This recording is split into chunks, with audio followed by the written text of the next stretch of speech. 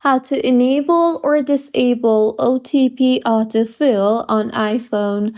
Hello everyone, I am Bishaka and welcome to our channel. Now let's get right into the tutorial. Firstly, go ahead and launch the settings application on your device and then go ahead and tap on the general option.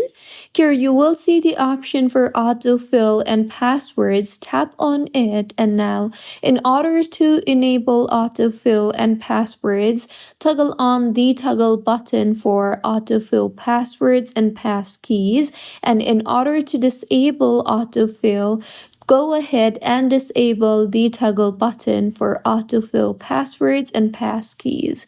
So this was about how you can enable or disable OTP autofill on iPhone.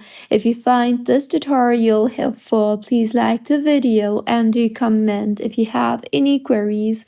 Also, do subscribe to our channel for more helpful tutorials like this. See you on the next one.